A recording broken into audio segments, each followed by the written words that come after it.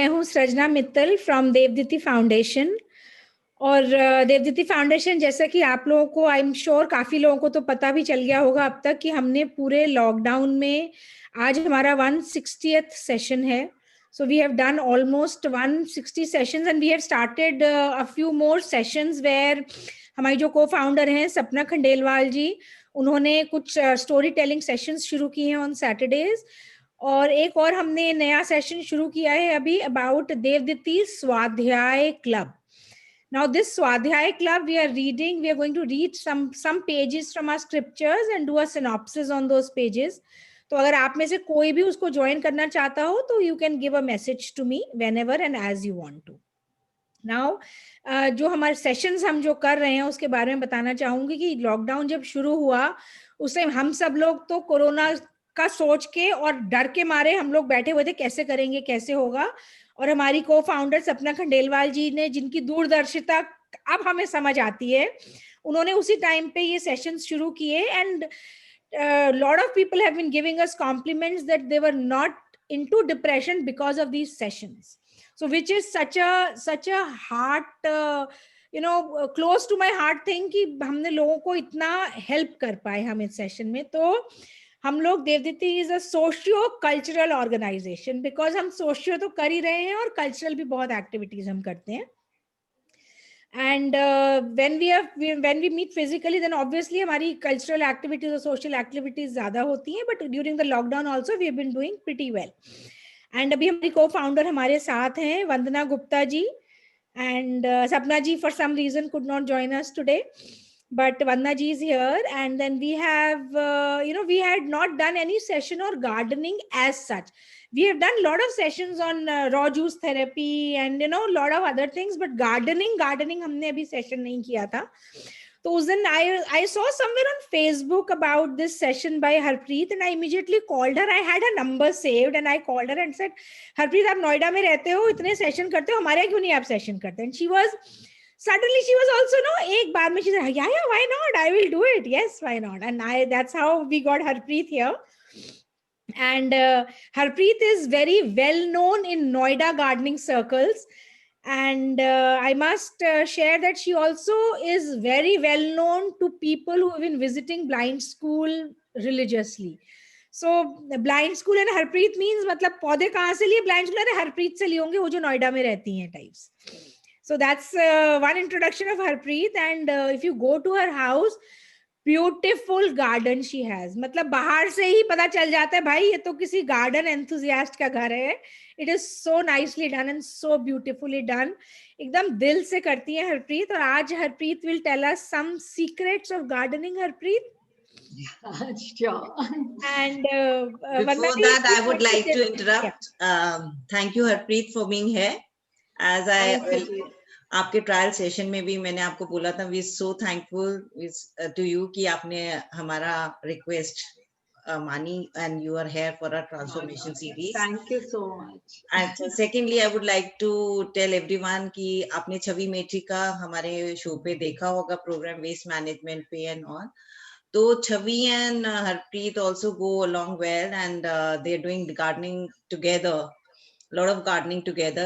तो छवि मेथी के हमारे प्रोग्राम वेस्ट मैनेजमेंट से हम गार्डनिंग में भी हम ऐड कर सकते हैं. हर जो ये बताती हैं उसके लिए खाद वाद बनाना, तो you can use what Harpreet is doing. So you can take benefit of both the sessions together and Harpreet can tell you कि कौन से आपके घर के जो waste material है that can be used as such without making खाद. तो और जो सृजना ने आप लोगों को बताया, हमारी कल्चरल एक्टिविटीज फिजिकल तो होती हैं, बट जो कल्चर का बेसिक है, हमारे रूट्स, जो आज अभी पिछले हफ्ते से हमने मुहिम शुरू की है to read our epics and then discussion about them. और इसमें आप लोग सब इनवाइटेड हो. और सपना जी जो क्लासेस ले रही हैं, आपके घर में बच्चे हैं, ग्रैंड चिल्ड्रन हैं, प्लीज मेरे को बहुत पॉजिटिव इस चीज का वो फीडबैक आया कि बच्चे are gaining out of those classes. जो बच्चे हमारे स्कूल्स में आजकल हो गया है कि सिर्फ इंग्लिश में बात करते हैं, तो हिंदी इंग्लिश मिक्स में जो वो स्टोरी टेलिंग कर रही हैं, तो बच्चे उसमें इंटरेस्ट आता है and they come to know about their epics और पंचतंत्र की कहानियां, व्हाटएवर तो they get attach to the roots. So हमारा बेसिक जो मकसद है देवदीति का, going back to roots and getting अपने कल्चर से जुड़ने का, अपने रिलीजियस एक्टिविटी के पीछे क्या लॉजिक्स हैं, तो उसके लिए बच्चों को ये सीरीज जरूर दिखाइए. तो over to you Harpreet. Thank you once again. Thank you so much for having me here, and a warm good afternoon to everyone here. It's a pleasure to come here and share my thoughts on gardening, which is so close to my heart. जैसे आज का topic है जिसका नाम है plant management.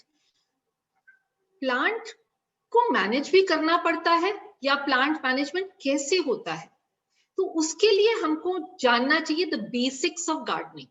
अगर हमको basics आते हैं, इट्स लाइक किचन ना, कि आपको अगर मसालों के बारे में पता है या अपनी किस सब्जी में क्या डलता है, तो आपको कोई भी कुजीन बनानी बहुत आसान हो जाती है. सिमिलरली अगर आपको गार्डनिंग के बेसिक्स मालूम है, तो आपको प्लांट मैनेजमेंट बहुत आसान हो जाएगा. They are both interrelated. Now but before that, just the first question that I would like to ask everybody is, do we really need to manage plants, or they manage themselves? ये बहुत बड़ा question है. Let me share my screen with you all, and I'll take you through a video जिसमें आपको इसके बारे में कुछ पता चलेगा कि do we really need to share our do we really need to take care of plants, manage plants? Trees may look like solitary individuals, but the ground beneath our feet tells a different story. Trees are secretly talking, trading, and waging war on one another. They do this using a network of fungi that grow around and inside their roots. The fungi provide the trees with nutrients, and in return they receive sugars. But scientists have found this connection runs far deeper than first thought. By plugging into the fungal network, trees can share resources with each other. The system has been nicknamed the Wood Wide Web.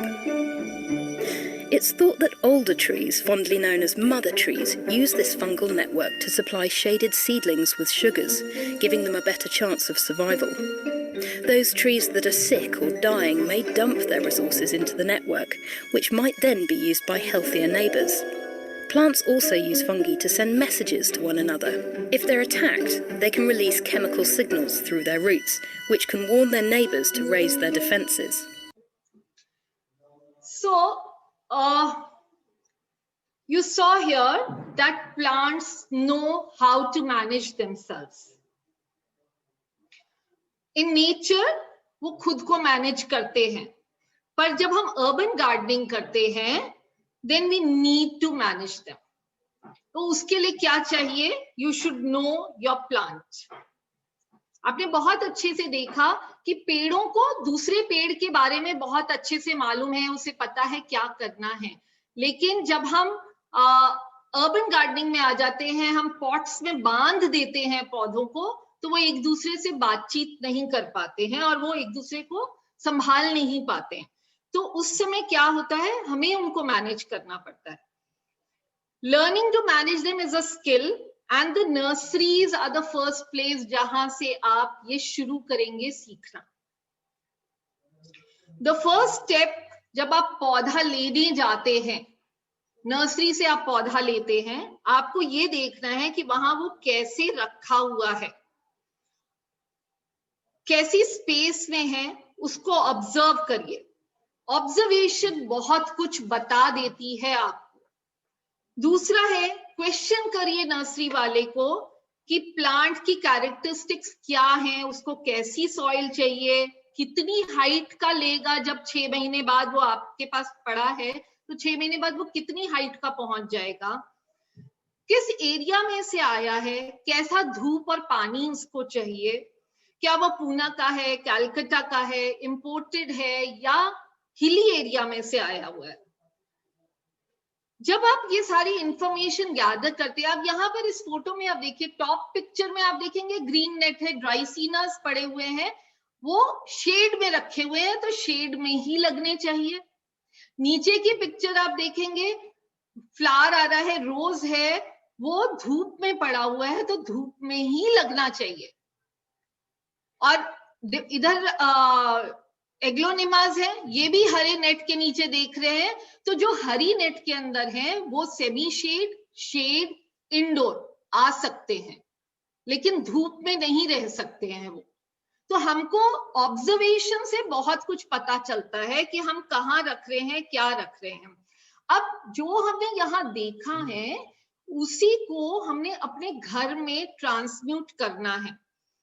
So the most important aspect after gathering this information is transmute it to the space the plant is going to be kept, indoor या outdoor.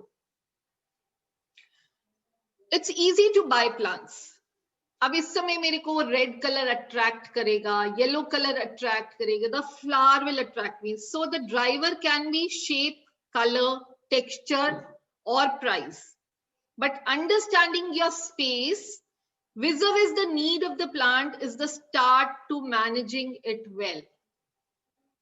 अपनी space को पहचानिए. अब ये मेरा एक अंदर का area है, यहाँ आप देखेंगे सब छाया वाले पौधे लगे हुए हैं, पाम लगे हुए हैं, जनाडू लगा हुआ है, शिफलेरा लगा हुआ है, ये सारे शेड मांगते हैं. सो अपनी स्पेस को पहले समझिए and then go and pick up the plant accordingly. Otherwise there is going to be a mismatch. आपने धूप का पौधा छाया में रख देना है और छाया का पौधा धूप में रख देना है, and the plant is not going to survive beyond 2 weeks with you. मेरे साथ एक बहुत बड़ा एक्सपीरियंस हो रखा है. जैसे अभी सर्जना जी ने कहा, मैं नोएडा रहती हूँ और आज से 25 साल या 28 साल पहले जब मैं नोएडा आई थी, I came from Kirti Nagar. I had 1 truckload of plants and within 2 months of shifting to Noida, I lost them all. Not because मुझे gardening नहीं आती थी, because I did not understand Noida's water composition. It was so salty that I did not understand that they would take away my plants. And within 2 months, my whole truckload was gone. And I learned Noida में कौन सा पौधा चलेगा, कौन सा नहीं चलेगा, कौन सा पौधा किस डायरेक्शन में रखने से मेरे आंगन में चलेगा, जहां मेरा वेरांडा था या बालकनी थी, जो भी वो, वहां पर किस डायरेक्शन में चलेगा और किस डायरेक्शन में नहीं चलेगा.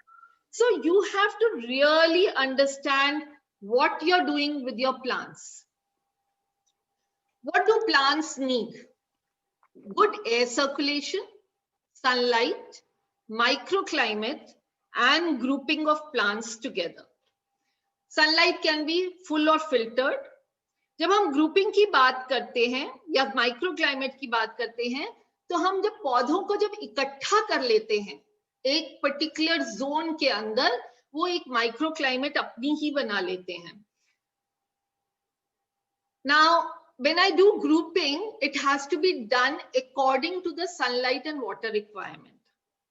Greens, जैसे अभी मैंने आपको दिखाया, एग्लोनिमास, जनाडूज, पाम्स, ये सब ज्यादा पानी मांगते हैं. और जितने कैक्टाई एंड सकुलेंट फैमिली है, दे नीड मॉडरेट वाटरिंग. हम ये नहीं कहेंगे कम वाटरिंग मांगते हैं, दे नीड मॉडरेट वाटरिंग. उनकी सन रिक्वायरमेंट ज्यादा है, कैक्टाइज की, ग्रीन्स की सन रिक्वायरमेंट कम हो जाती है. Now this is a grouping together. जब हम ट्री गार्डन्स बनाते हैं, we group plants together, and then that grouping should be according to the water requirement of those plants. अगर मैंने एक ज्यादा पानी मांगने वाला और एक कम पानी मांगने वाला पौधा इकट्ठा कर दिया, then I'm sure one of them is going to die within a span of, a month, maybe, or maximum 2 months. One of them will stop growing. It cannot survive. So let's take a few basics which are very essential for plant management. आपकी soil, seasons and weather, fertilizer, sunlight, pot preparation, and watering. I'm going to take one at a time. Pot preparation. इसमें आपको क्या चाहिए? Pot size चाहिए, material चाहिए और layering चाहिए. I'm going to come out of my full screen so that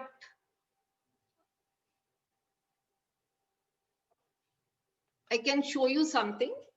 Now, when I say pot size चाहिए, pot और plant का एक match होना चाहिए आपस में. अगर मैं 4 इंची का पौधा ले रही हूं और उसका 6 महीने बाद growth is going to be just 5 inches or 6 inches, I cannot plant it in a pot which is 10 inches. If the plant is going to grow up, जैसे vegetables हैं, they grow up. When I put a little seedling, they grow up to, say, टमाटर है, बहुत बड़ा हो जाता है, then I need to put it in a 10-inch pot or a 8-inch pot.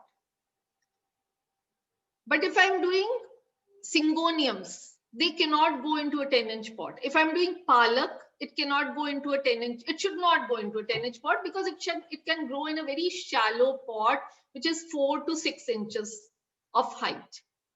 So it doesn't need a very height wala poda. But if I'm doing fruit trees, then I need at least 24 to 36 to 48 inches wale pots. उनको बड़ा चाहिए pot, क्योंकि otherwise वो fruit नहीं दे पाते.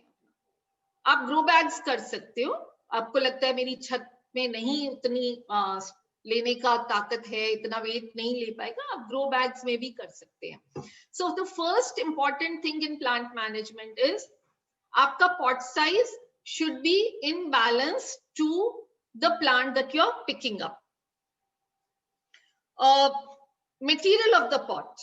Another thing which plays a very important role is you can grow all over. You see plastic. मैं मना नहीं करूंगी. You can grow in plastic. You can grow in grow bags. You can grow in ceramic. You can grow in cement. But my first recommendation is grow it in a terracotta pot. Why? Terracotta pots are biodegradable. You save the environment. They are breathing pots, which means वो expand and contract करते हैं. जब वो expand and contract करते हैं, तो plants की roots को oxygen मिलता है through the body of the pot, and as a result, जो roots growth better हो जाती है. So, and thirdly, जब आपने terrace पे या balcony में pot को रखा है, तो जो टेराकोटा पॉट्स होते हैं वो ठंडे रहते हैं. प्लास्टिक पॉट गर्म हो जाता है, अंदर सॉइल भी गर्म होने लग पड़ती है. सो जो टेराकोटा पॉट के अंदर की सॉइल होगी वो ठंडक रहेगी. आपको पता ही है पानी का मटका जो होता है उसके अंदर पानी ठंडा रहता है, तो नेचुरली टेराकोटा पॉट के अंदर सॉइल विल बी ठंडी provided you are watering it also. अगर ड्राई सॉइल है तब तो कुछ नहीं होगा. So if you are watering it regularly in the right way, तो वो मिट्टी ठंडी होगी तो रूट्स भी ठंडे रहेंगे, गर्म नहीं होंगे, सिकुड़ेंगे नहीं, तंग नहीं होते हैं. So that is another very important thing. Thirdly, आपने जब पॉट लिया है तो आपको ध्यान रखना है कि उसके बेस पे छेद है कि नहीं है. अगर छोटा पॉट है, 4 इंची का है, तो या लिटिल फिंगर या pencil size can do. But अगर बड़ा पॉट लिया है 8 इंची या 10 इंची का, then it should be at least your index finger या योर थंब साइज, या हम ये भी कहते हैं, जैसे हम कह रहे हैं 48 इंचेस 24 इंचेस के पॉट्स हमने फ्रूट ट्रीज के लिए, then we do multiple holes in the pot. फिर हम एक होल नहीं करते हैं, हम मल्टीपल होल्स करते हैं, so that percolation of water is better outside. So एक तो आपको ये चीज का ध्यान रखना है. दूसरा आपको ध्यान रखना है कि उसमें टिकरे आप लगा रहे हैं कि नहीं. The crocks that we call, ये गमलों के टूटे हुए पीसेस होते हैं. इसका एक कॉन्केव साइज होता है और एक कॉन्वेक्स साइड होता है. अगर आपने कॉन्केव साइड से लगा दिया तो stagnation of water is bound to happen. So the ideal way of putting ठीकरे is concave side. So आपने एक होल के ऊपर एक ठीकरा नहीं लगाना है. You have to put multiple layer So I would say, if this is my pot size, do it up till here, you know. So at least इतने ठीकरे आपको लगाने चाहिए. बड़े पॉट में बड़े साइज के ठीकरे लगेंगे, इस साइज में थोड़े छोटे साइज के लगेंगे. So you should prepare your pot in this way कि there is a multiple layer of crocks on the base. उसके ऊपर you should have a layer of dry leaves, ideally neem leaves, because they also act as pesticides. Otherwise, any dry leaf that you have around you, you should fill that up. Now, my 1/3 of the pot should be crocks and dry leaves. इसके बाद soil. So the amount of soil should be only this much. And soil, prepared soil होनी चाहिए. We'll talk about that a little later कि कैसी soil और बनानी चाहिए हमको.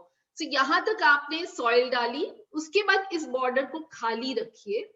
इसका आधा हिस्सा आप पानी के लिए use करेंगे and mulching के लिए use करेंगे. अगर आपने यहाँ तक भर दिया और पानी दिया तो soil बाहर गिरेगी और roots open up हो जाएंगे, उनको पानी, हवा सब कुछ लगेगा and the plant will not survive. Whenever you're watering, remember कि वो अंदर जाना चाहिए पानी, बाहर soil को लेके नहीं आना चाहिए.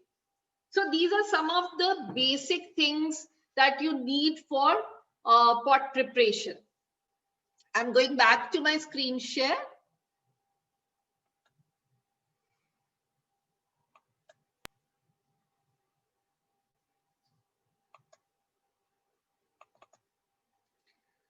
Okay, now the next point is types of soil. हमारे पास 3 प्रकार की soil होती है, clay, sandy and loamy. But तो कहने का क्या मतलब है? अगर आप soil को feed करते हैं, the soil will take care of the plants. You take care of the soil. पूरा focus plant care में soil पर दीजिए. If your soil is nutritious, it is rich, it will take care of plants. कहते हैं जैसे एक जब गर्भवती माँ होती है, उसे कहते हैं अच्छा खाओ, अच्छा पियो, ताकि वो इनडायरेक्टली बच्चे को वो सब पहुंच जाता है. तो स्वस्थ माँ स्वस्थ बच्चे को जन्म देती है. सिमिलरली अगर आपकी सॉइल स्वस्थ है तो आपकी जो प्लांट है वो बहुत स्वस्थ रहेगा. Plants get air, water, nutrients from the soil, and that is the base on which the plant is growing. You're growing everything. इसीलिए कहते हैं top 9 to 10 inches of the soil जो होती है is full of nutrition. कभी भी अपने garden की top soil मत फेंकिएगा, even if the Mali says. And कभी भी basement की soil मत use करिएगा. I have experienced that in my initial years of gardening. Basement soil has no nutritive value. It is absolutely dead soil. So never use basement wali soil for anything. So the ideal soil should be porous where air and water is balanced. Clay soil moisture पकड़ती है, बहुत compact हो जाती है. Sandy soil बिल्कुल moisture नहीं पकड़ती है, पूरा पानी निकाल देती है एंड खाली एयर रह जाता है उसके अंदर. So loamy soil is an ideal porous soil where air and water is balanced. It should have high carbon level and should encourage microbial activity. Microbes जो होते हैं वो न्यूट्रिएंट्स को सॉइल से प्लांट में कैरी करने में हेल्प करते हैं. अब इन माइक्रोब्स को जिंदा कैसे रखेंगे इस सॉइल में? केमिकल्स मत डालिए, जैसे DAP, NPK, superphosphate, urea which is very common. जिनके घरों में लॉन्स हैं वो यूरिया यूज करते हैं. So do not use urea, otherwise वो पूरे सॉइल स्ट्रक्चर में चला जाता है. आपको पत्ते ऊपर डालने चाहिए, जहां भी आपके बेड्स हैं उन पर ड्राई लीव्स डालिए, वो मल्चिंग कहलाती है. That helps a lot in the giving nutrition to the soil, and as far as possible use natural fertilizers. You're saying something? Okay, another thing that you should do is you should solarize your soil. उसको धूप लगवाइए. अगर पुराने time में आपको ध्यान होगा तो वो मिट्टी को खोद के माली लोग छोड़ देते थे और उसको हवा और धूप लगने देते थे. तो उससे क्या होता है, जितने भी फंगस और बैक्टीरिया उसके अंदर होते हैं वो ऑटोमेटिकली चले जाते हैं. आपको उसमें पेस्टिसाइड्स और इंसेक्टिसाइड्स नहीं डालना पड़ता है. So it's a very natural process of solarising and making the soil effective. अब गार्डन सॉइल जो भी है आपके पास, उसमें आप मिलाएंगे कोकोपीट, उसको धो के यूज करिएगा. होम कंपोस्ट जरूर बनाना शुरू करिए अपने, जैसे अभी सपना जी ने कहा कि अपने किचन के वेस्ट से, अपने पत्तों, जो किचन के पील्स होते हैं फ्रूट के और सब्जियों के पील्स से आपको होम कंपोस्ट बनाना चाहिए. It's a gold mine. It is the best nutrition for the plants और आपको कहीं से खरीदना नहीं पड़ेगा. एक तो आप एनवायरनमेंट में हेल्प करेंगे और दूसरा क्लीन सिटीज होंगी आपकी. जो बेचारे जानवर, आप तो पॉलिथीन में डाल के फेंक देते हैं, फिर जानवर उनको खाते हैं और पॉलिथीन भी खा लेते हैं, तो जानवरों की डेथ नहीं होगी due to taking in your kitchen waste along with polythene. And thirdly, आपकी फ्री में कंपोस्ट बनेगी घर के अंदर. बहुत इजी प्रोसेस है. आई थिंक पहले शायद डिस्कस भी हो रखा है, but if not we can discuss it later on in another session. Then you should have well composted decomposed farm manure.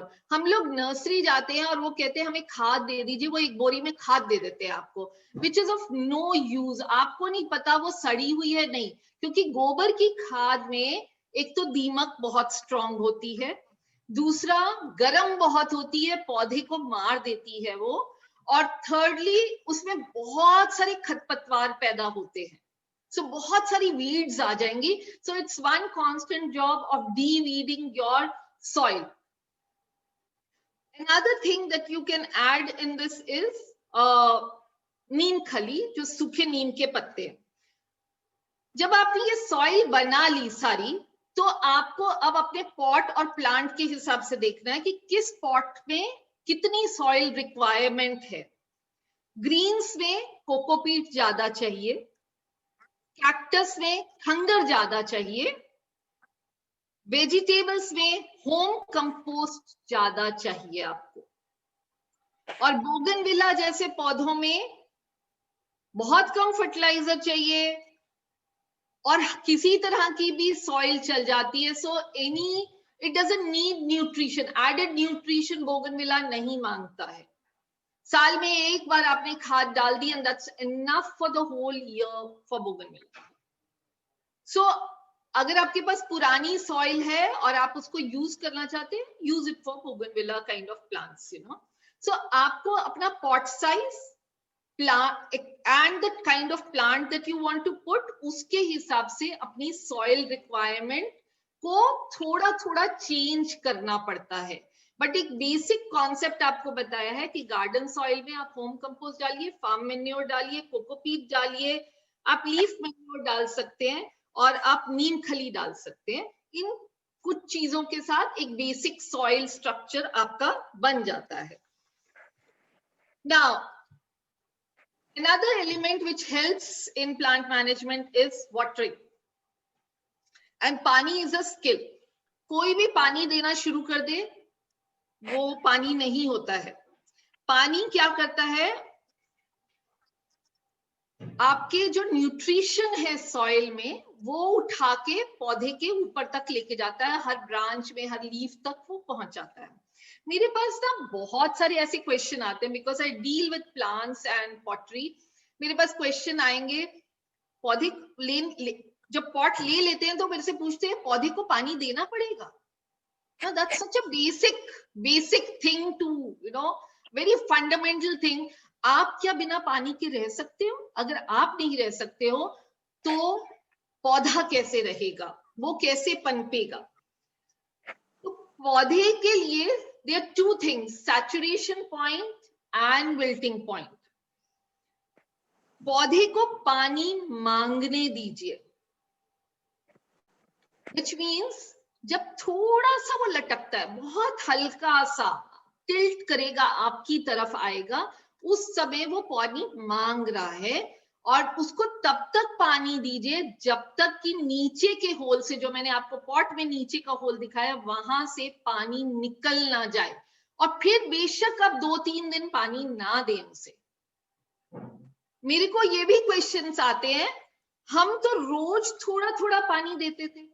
रोज थोड़ा थोड़ा पानी देने से नहीं चलता है, क्योंकि वो सिर्फ टॉप सॉइल गीला कर जाता है। रूट्स तो मे बी आपका अगर पॉट 10 इंच का है तो रूट्स तो 7 इंच पे पहुंच चुके हैं। आपने थोड़ा सा पानी दिया, वो तो सिर्फ टॉप के 2 इंचेस को गीला करके चला गया, नीचे कहाँ गया पानी? वो तो नीचे तो सूखा ही रह गया। तो इट्स लाइक मैंने मुंह धो लिया लेकिन मेरे पैर तो गीले नहीं हुए, पर मैं नहा के आ गया।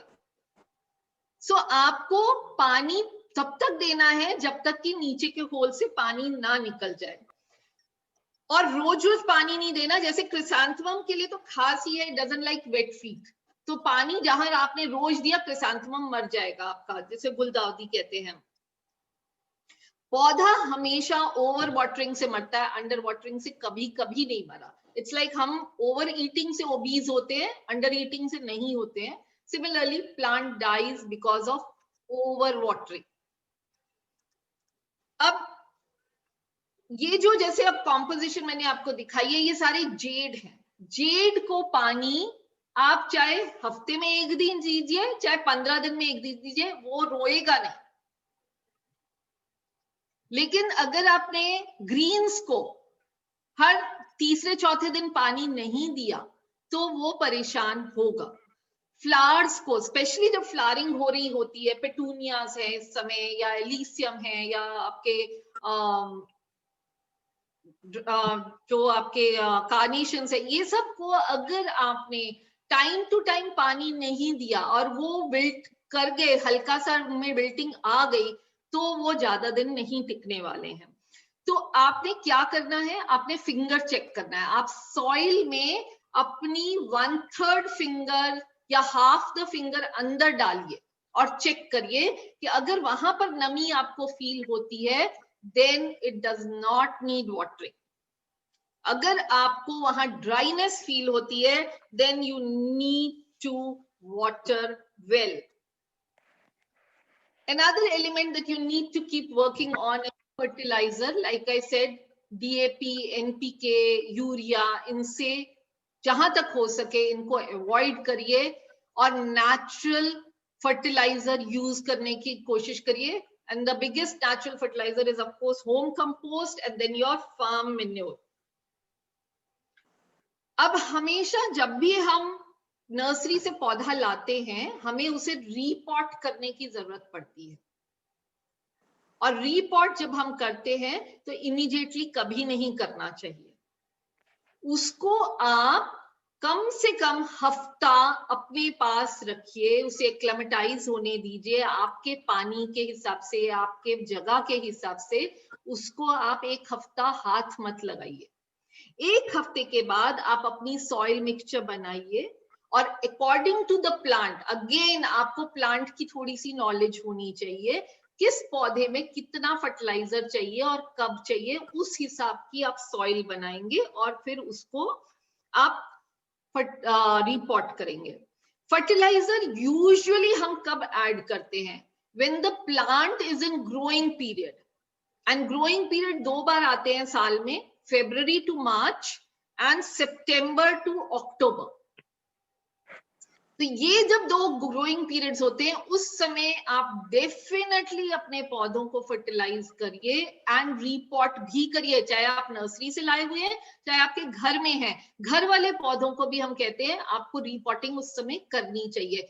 कुछ पौधों को यस हम रेनी सीजन में भी रिपॉट करते हैं, but in these 2 periods are very nice and safe for the plants to repot.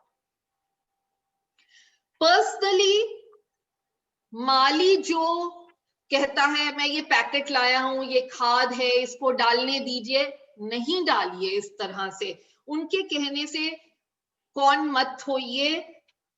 आपको अपना फर्टिलाइजर लेना है, अपने तरीके से डालना है और उसकी समझ होनी चाहिए आपको।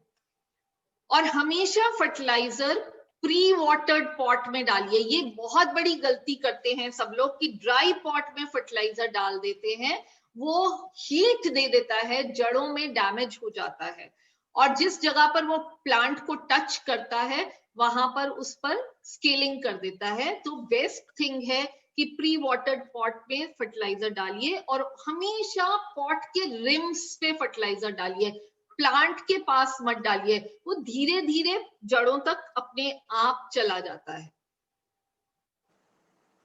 एक और बहुत इंपॉर्टेंट एस्पेक्ट है सीजन एंड वेदर। आपको अपने प्लांट के बारे में मालूम होना चाहिए कौन सा ग्रोथ पीरियड है, कौन सा हाइबरनेशन पीरियड है। अब ये अडेनियम की पिक्चर है यहाँ पर। फरवरी से नवंबर तक ये प्रोफ्यूज फ्लावरिंग देता है, बहुत खुल के फ्लावरिंग होती है, needs lot of water and sun. हम ये नहीं कहेंगे कि ये क्योंकि सक्यूलेंट फैमिली में से पानी नहीं चाहिए, no, every second day it's needs full water and lots of sunlight. But winter, November to January, low to nil watering. अब इस समय I am not watered my adenium for almost 1 month. Leaf fall होगा, घबराइए नहीं, बिल्कुल mute हो जाता है पौधा, एक भी पत्ता नहीं रह जाता है, पर फिर भी धूप में ही रखिए। फरवरी में अपने से पत्ते आने शुरू हो जाएंगे एंड धीरे धीरे वो वापस आना। आपको उस समय उसको वापस पानी देना है, उसको वापस से फर्टिलाइजर देना है और उसे, क्योंकि वो धूप में ही है तो लोकेशन चेंज करने की जरूरत नहीं है। But yes, February March, all those people who know about adenium, you can repot your adenium during this period, you can prune your adenium during this period. इसी तरह आपके तुलसी जी हैं, we all know Tulsi ji को विंटर में बहुत support चाहिए होती है, उनके ऊपर हम चुनरी उड़ाते हैं, उनको हम छज्जे के नीचे रखते हैं, पाले से बहुत परेशान होती हैं तुलसी जी, पर फिर भी धूप मांगती हैं। वो ये नहीं कहती कि मेरे को इंडोर ले जाओ या मुझे शेड में रख दो, नहीं, वो कहती है मेरे को सनी लोकेशन में ही रखो लेकिन मुझे पाले से बचा के रखो। सिंगोनियम्स है इधर, दूसरी फोटोज में जिराफ्स के अंदर आपको इसमें अरेलियास दिखेंगे, इसमें सॉन्ग ऑफ इंडिया दिखेंगे, ये सारे भी विंटर में प्रोटेक्शन मांगते हैं। So keep them in green nets, keep them in shaded areas, पर इनको बहुत सनी लोकेशंस नहीं चाहिए होती हैं। पर विंटर वेजिटेबल्स जितने भी होते हैं और विंटर फ्लावर्स जितने भी होते हैं, ये सब धूप मांगते हैं, फ्रॉस्ट मांगते हैं एंड रेगुलर वाटरिंग मांगते हैं। सो उनको आप सनी लोकेशंस पे रखिए, फ्रॉस्ट से डरने की जरूरत नहीं है, उन पर आपको ग्रीन नेट्स नहीं डालनी है एंड आप उनको रेगुलर वाटरिंग करते रहिए। Another aspect is shade and sunlight. Of course, मैं इसके ऊपर बीच बीच में बोलती रही, but just to close it up, आपको अपने पौधे की रिक्वायरमेंट मालूम होनी चाहिए, धूप में कौन सा। अब ये जितने भी on the left hand side है, ये कोलियस की ग्रुप्स है या आपके आईवीज है उसके अंदर लगी हुई, या फर्न्स हैं, और जितने भी पौधे हैं ये सारे शेड प्लांट्स हैं। So when you group them together, they will have a similar water requirement, similar sun requirement, similar shade requirement. And of course, ideally again, terracotta pots mein, they will do better. And so they should be kept together. Now, a very important aspect is companion planting, जो हम लोग कई बार नहीं समझते हैं। Companion planting says plants, जो मैंने आपको वीडियो में दिखाया, it plants assist each other to grow well.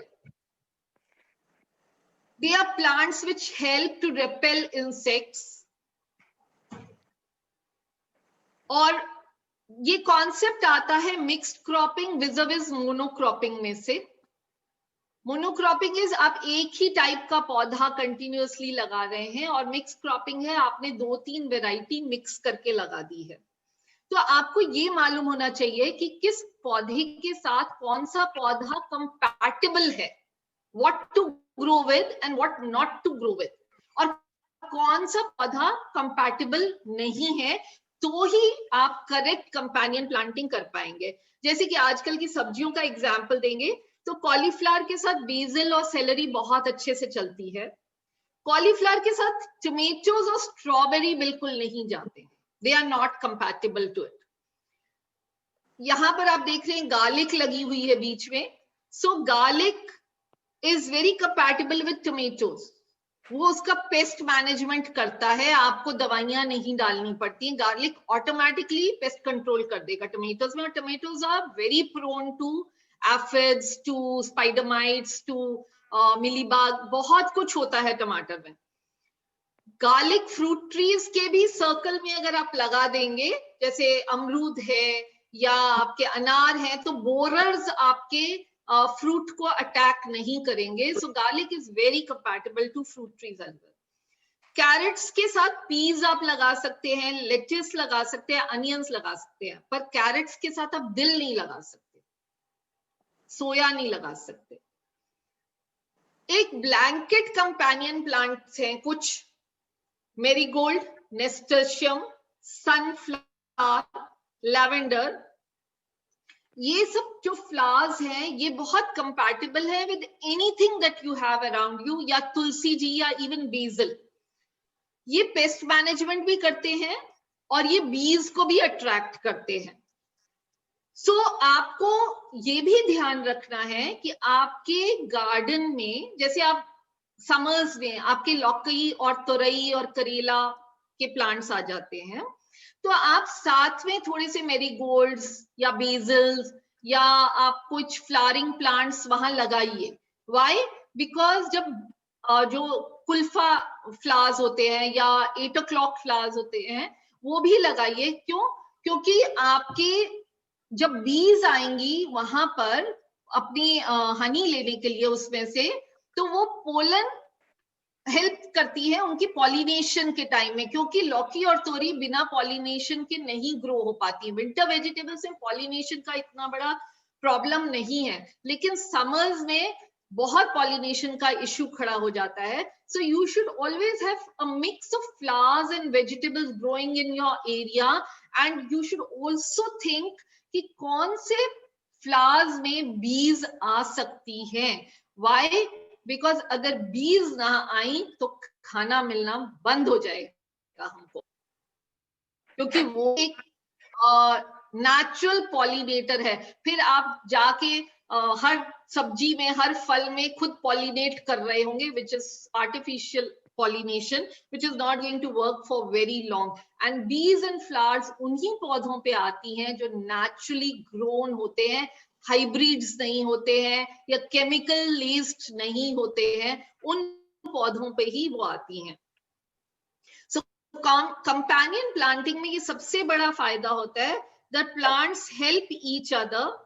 अब companion planting can be in also this form कि आपने एक बड़ा पॉट ले लिया, उसमें आपने एक हाइट वाला पौधा लगा दिया और उसके नीचे आपने छोटे वाले पौधे लगा लिए, तो आपका वो हाइट वाला पौधा शेड का सपोर्ट देगा उसमें, और आपको जो क्रीपर टाइप की चीजें हैं वो उनको चढ़ने का सहारा भी देगा। सो वो दोनों तरीके से आपको मदद करता है। कंपेनियन प्लांटिंग में again you have to keep in mind similar sunlight and water requirement when you are doing a companion planting. So this is what all I wanted to share, and I'm going to stop my screen now and we can take up questions if there are any.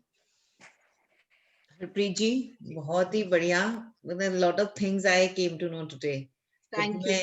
मैं छवि के जबकि बहुत sessions attend कर चुकी हूँ, पर ये जो प्लांट्स किसके साथ लगाना चाहिए, किसके साथ नहीं, और किसको उसमें छोड़ना चाहिए, नहीं छोड़ना चाहिए, मेरी तो तुलसा जी पर चांस शेड में है धूप में बाहर, बट पर चांस शेड में इसलिए नहीं मरी क्योंकि मेरी भाभी परसों तरसों बोल रही थी कि मेरी तुलसा जी मर गई, दीदी आपकी नहीं मरी, और मेरी तो सेम आप ही ने मुझे दिया था। So something really you know unknowingly वो रखी अंदर की तरफ थे तो बच गई। Very knowledgeable session I must say, and I open the session to people. Please जिसका भी कोई query है, you can raise hand or you can write in the chat box, we can take. और आप या अपने आप किसी को कुछ पूछना है? हाँ, I have a question, Harpreet ji. Shraddha ji, please. Harpreet ji, I have डेनियम्स, और मेरे डेनियम्स ना बहुत बड़े हो गए हैं, and I want to prune them, और मुझे लग रहा है डर उन्हें करने में, because they are really beautiful and healthy. तो मुझे किसी ने बोला कि उनको इन्फेक्शन हो जाता है, उसके ब्लेड को थोड़ा डिसइंफेक्ट करके करना पड़ता है, मुझे मतलब, तो I want to know the correct process of how to trim the adeniums. Yes, adeniums को फंगल अटैक बहुत जल्दी होने वाला है अगर आप इस तरह से करेंगे। तो आपका जो ब्लेड होना चाहिए वो अल्कोहल पास में रखिए, क्लीन करते रहिए, every cut clean it up. So and हमेशा तिरछा कट मारिए, स्ट्रेट कट नहीं मारिएगा। थर्डली, आपने जब कट लगा दिया तो उसके ऊपर या तो आप ठंडा वाला चूना होता है वो लगा सकते हैं, या आप दालचीनी का पाउडर लगा सकते हैं उसके ऊपर। तो वो लगा के आप उसे छोड़ दीजिए, और फिर अभी उसको इमीडिएटली वाटर मत करिएगा। तो उसको थोड़े दिन, एडेनियम को कुछ प्रॉब्लम नहीं होती अगर आप 15 दिन भी पानी ना दे, लेकिन हाँ सब ग्रोइंग पीरियड में वो मांगता है पानी। तो आप उसको कम से कम 3-4 दिन ड्राई होने दीजिए पहले, उस जख्म को जो आपने दालचीनी लगा के या ठंडा चूना लगा के छोड़ दिया है, उस जख्म को पहले हील होने दीजिए, उसके बाद ही वाटरिंग करिएगा। हरप्रीत जी, एक क्वेश्चन है चीनी मिट्टी के पॉट्स का, should we use them? I just, like I said, I'm not going to say no to anything, but I recommend terracotta. चीनी मिट्टी में क्या होता है, अगर आपने क्वालिटी नहीं अच्छी ली है, if you have not picked up a nice glazed pot, तो वो बहुत चीप क्वालिटी के होते हैं, और उसके करके वो बहुत सारा उसमें केमिकल कॉम्पोजिशन अंदर होता है, वो रूट्स को बहुत तंग करता है। So ये डिपेंड करता है आपने कहाँ से उठाया है चीनी मिट्टी का pot. Okay, and there's another question कि how to use fruits and vegetable peels for manure. अगर कंपोस्ट नहीं बनाना चाहें तो उनको डायरेक्ट हम यूज कर सकते हैं क्या? फ्रूट्स एंड वेजिटेबल पील्स के 2-3 तरीके हैं। वन इज आपने कंपोस्ट बनाई, सेकेंड इज आपने एंजाइम बनाया जो आप अपने बॉटल्स में बना के स्टोर कर सकते हैं, थर्ड इज आप उनको छोटा चॉप करिए, आप उनको सन ड्राई करके पाउडर करके भी यूज कर सकते हैं, और नहीं तो छोटा चॉप करके आप अपने प्लांट्स के आसपास डाल सकते हैं। बस थोड़ा ध्यान रखना पड़ता है, कई बार चूहे आ जाते हैं इस चक्कर में। तो आपको, मेरे को किसी ने बोला था कि आप मिक्सी में उनको ग्राइंड करके बना के डाल दो। कर सकते हो आप, खास करके केले के छिलके हैं जैसे, आप उनको ग्राइंड करिए, डाइल्यूट करिए, कॉन्सेंट्रेटेड मत डालिए, डाइल्यूट करिए, और फिर उसी का पानी डाल दीजिए पॉट्स के अंदर। शालिनी जी, if you want to come on screen, you can unmute yourself. इनका शालिनी नागपाल जी का क्वेश्चन है। हाँ जी मैम, मेरे हरप्रीत मैम, मेरे जेड प्लांट्स आपके जैसे हेल्दी नहीं होते। आपके बड़े सुंदर जेड प्लांट्स हैं, लेकिन मेरे बड़े नहीं होते कभी भी, और आजकल उनमें से उनके पत्ते झड़ रहे हैं बहुत ज्यादा। अपनी सॉइल को चेक करो, पानी ज्यादा पकड़ रहा है जेड आपका। तो जेड को पानी नहीं बहुत ज्यादा चाहिए, और धूप चाहिए, खुली धूप चाहिए। मेरी इस समय छत पर कम से कम 50-100 जेड पड़े हुए, उनकी प्रूनिंग टाइम ये है, मैंने सब प्रून करके उनको छोड़ रखा है। थकी हुई मिट्टी चाहिए, फर्टिलाइज्ड मिट्टी नहीं चाहिए उनको। जितनी थकी मिट्टी होगी, जितनी बेकार की मिट्टी होती है, वो सब जेड में काम आ जाती है, बोगनविला में काम में आ जाती है। ठीक है मैम, ठीक है, thank you so much. Anita ji, you can put your question. Anita ji. Harpreet ji, मेरे फार्म पे ना इस समय में गेंदा बहुत ज्यादा लगा हुआ है, बहुत ज्यादा, और जी, बहुत अच्छी क्वालिटी का लगा हुआ है। अब वो इतने ज्यादा फूल आ गए हैं कि वो पेड़ पूरे झुकते जा रहे हैं। तो इस समय मुझे क्या करना चाहिए अब? उनको स्टेकिंग करिए। हर पौधा स्टेकिंग मांगता है। जैसे नहीं, टमाटर है, टमाटर को अगर आप स्टेक नहीं करेंगे तो वजन से ही नीचे लटक जाता है जब फल आता है। स्टिकिंग स्टिकिंग तो कर दिया है, उसके बाद भी गिर रहा है। तो मेरा जो माली है वो बोल रहा था कि जितने भी फूल हैं उनको सबको अब हटा देना चाहिए, और उसके बाद नहीं, अगर फूल नहीं हटाएंगे तो ये पौधा मर जाएगा। बस अब फूल खत्म होते जाएंगे और पौधा मरता जाएगा। मुझे एक बात बताइए, जब आपने जी। फूलों के लिए पौधा लगाया, फूल ही हटा दोगे तो फिर पौधा कैसे रहेगा? मतलब फिर फायदा क्या उस पौधे अच्छा, का? नहीं जैसे अब So 2 महीने no, हो no, गए no. हैं। Hold on. Ji. There is one way which says मेरा ये पौधा है और मैंने एक डंडी उसके साथ लगा दी, ठीक है? जी। The डंडी should be always below the flower. हम्म। अगर मेरा फ्लावर ये है, फ्लावर हेड ये है, तो उसके बिल्कुल नीचे में यहाँ पर बंधा होना चाहिए। वो फ्लावर इस जगह ओके। पर होना चाहिए। Flower okay. नहीं गिर सकता किसी भी हाल पे। और हर ओके। फूल की डंडी पर, इफ दीज आर माय 2 डंडीज, 2 फूल आ रहे हैं, दोनों के नीचे आपने ऐसे ही करना है। ये नहीं कि मेन स्टेप में मैंने ये डाल दिया। No, okay. मेन स्टेप में डालने से अब नहीं होगा। आपको हर फ्लावर के नीचे स्टेकिंग हम्म। करनी है, और just below the head of the flower, जो फ्लावर पूरा बन रहा है, यहाँ पर हम्म। बंधाई करनी है। यहाँ नहीं, सिर्फ यहाँ पर बंधाई ओके। होनी चाहिए। Okay ma'am. Okay. And don't cut your flowers, please share your pictures. Okay. Okay ma'am. Okay. Harpreet ji, एक सवाल मेरा थैंक यू। पर्सनल है। जी, मैंने हरी मिर्च मेरी बेटी ने लगाई थी और एक बारी बहुत अच्छी उतरी, और उसके बाद उसमें मिर्ची ना आई ना, और वो पौधा भी मेरा मर गया। मतलब उसके जी। लीव्स ऐसे हो गए जैसे कीड़ा लग गया हो। हरी मिर्च, जो ये होती है शिमला मिर्च, टमाटर, बैंगन, ये 4 पौधे हैं जिनमें माइट्स लग जाते हैं। माइट्स क्या होते हैं? पत्ते के नीचे कीड़ा आ जाता है। तो ओके। जब आप उस पर स्प्रे करते हैं, माली लोग यूजुअली ऊपर स्प्रे कर देते हैं, वो पत्ते के नीचे स्प्रे नहीं करते। So first thing is always spray under the leaves. Number 2,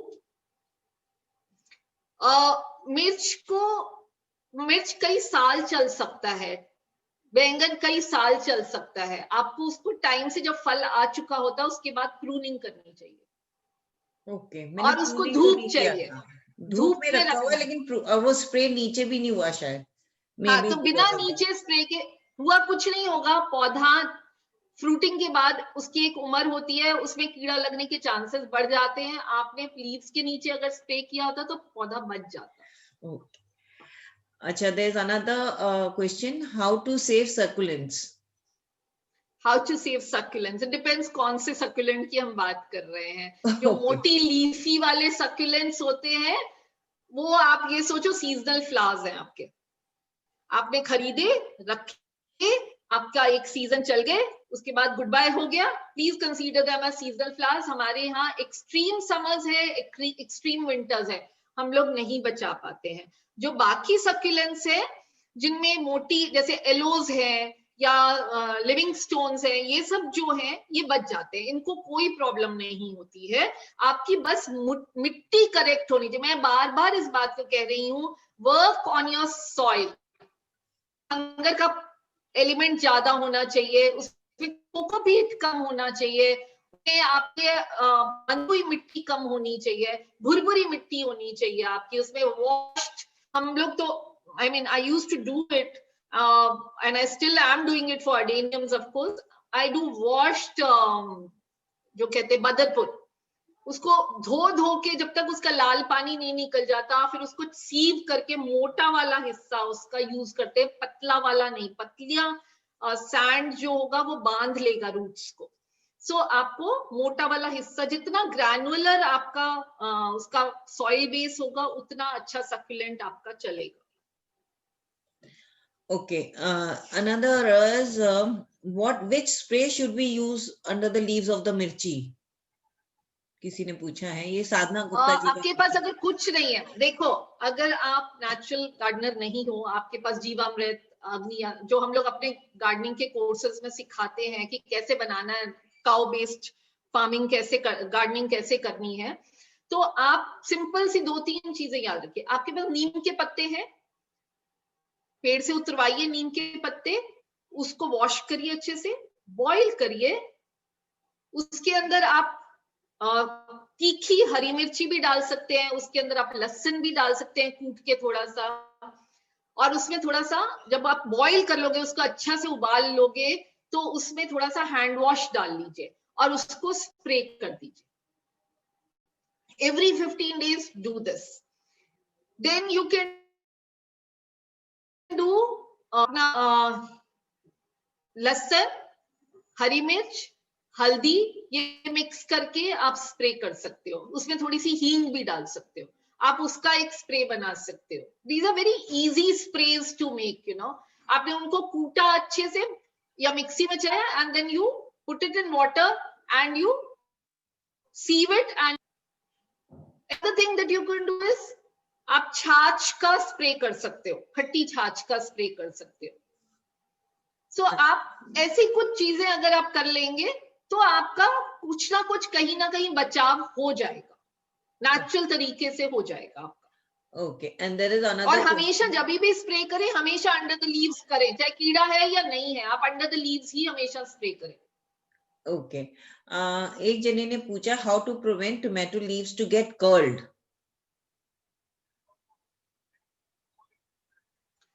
यही तरीका है, कोई उसका और अलग से फॉर्मूला नहीं है। यही आप अगर साइकिल में करते रहेंगे तो आपकी कटिंग नहीं होगी। अगर आपकी फार्म मैन्योर करेक्ट आ रही है, आपने होम कंपोस्ट डाली हुई है और आपने ये स्प्रेज यूज किया ही होगी। सो उषा जी पूछ रही है हाउ टू, मेरे पास और कोई फॉर्मूला नहीं है अलग से इसका। ओके, उषा तुलसियान जी पूछ रही है how to care for red. I can't hear you Vandana ji. You can't hear me, then you read the chat. How to care for red aglaonemia. नहीं बोलिए I can hear you now. Red क्या? Aglaonema. Okay. So how do you take care of red aglaonema? So the same way as you take care of the regular aglaonema may be imported or may be coming from Pune. So सबसे पहले एक हफ्ते के बाद उसकी soil change कर दीजिए, keep it in the same soil. Secondly, it needs more coco peat. So उसको coco peat का दीजिए। Okay. अगर आपने वो नहीं किया, सर्वाइवल बहुत पुअर हो जाएगा। Thirdly, keep it in shade. It doesn't love sun. Okay, another question if you have time.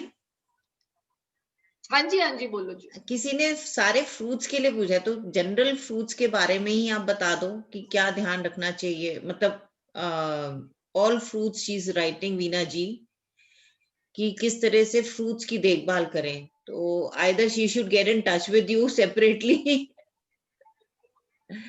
Yeah, that's possible, but by and large I'm saying fruits में एक ही प्रॉब्लम आती है। जब देखो फ्रूट का पेड़ आपने लगाया और आपने बोला अरे मेरा फल नहीं आया, नहीं, ऐसा नहीं होता है। पेड़ को मैच्योरिटी चाहिए।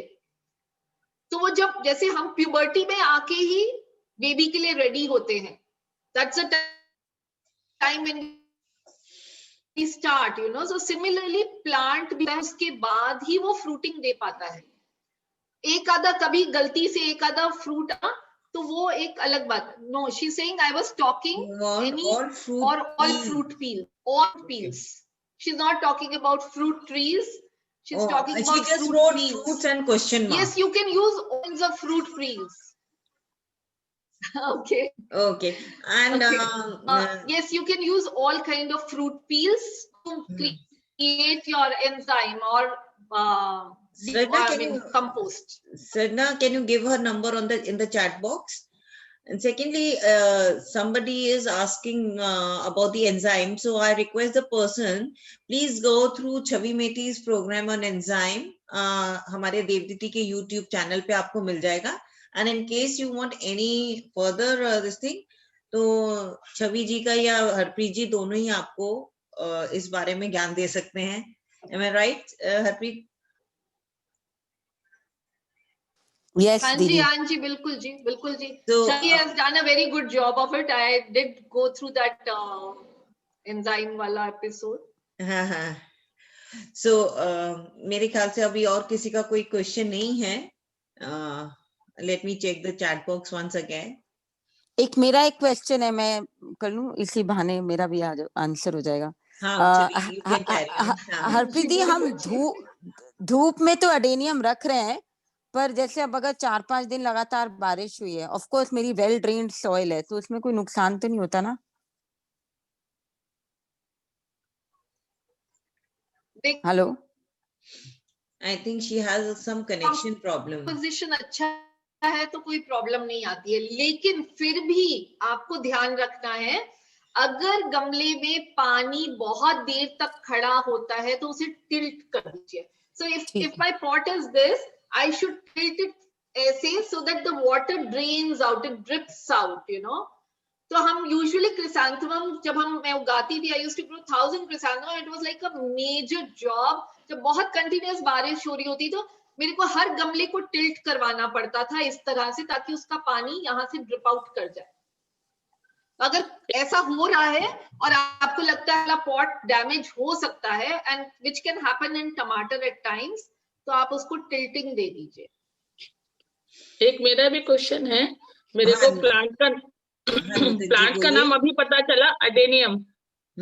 मेरे पास अडेनियम का बोनसाई है जो फर्स्ट वीक ऑफ नवंबर में किसी ने गिफ्ट किया।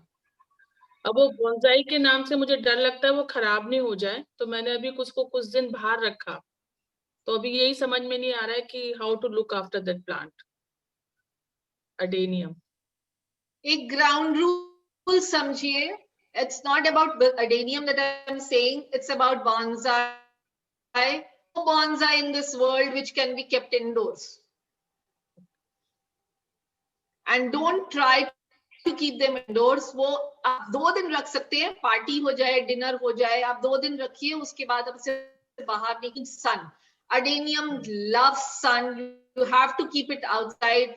उसका bonsai बनता है because it's a natural bonsai. You're not creating an adenium bonsai, it's a natural bonsai on its own, क्योंकि उसका कॉडेक्स होता है। So आप कोई भी bonsai अंदर नहीं है, बाहर ही रखिए, धूप में ही रखिए। Thank you. I hope I've answered everybody. Yeah, I think so. नूतन जी, आपका क्वेश्चन हो गया solved? Okay. Yes, thank you. Okay, okay. So Harpreet ji, thank you so much for a wonderful session. लोगों ने छोड़ा नहीं लास्ट मिनट तक, जब तक सारी क्वेरी नहीं चली। Thank you so much. It's a pleasure, you know, and which means the group is so active and so informed, you know, and they really are doing gardening. Actually, everybody wants to learn, you know, and आजकल online के जरिए ही सीख पा रहे हैं। तो when we were starting the session, तो छवि was saying something that you have some classes. So, if you want to announce about those classes, can we hear them? We take natural farming की classes, natural gardening की, जिसमें हम ये सब सिखाते हैं, compost कैसे बनाना है, एंजाइम कैसे बनाना है, नेचुरल पेस्टिसाइड, नेचुरल फर्टिलाइजर कैसे बनाने हैं, आपका कौन सा पौधा कब लगना चाहिए, specially keeping the focus on vegetables, कि आपकी आप फरवरी में क्या प्रिपरेशन आपको शुरू कर देनी चाहिए फॉर समर वेजिटेबल्स।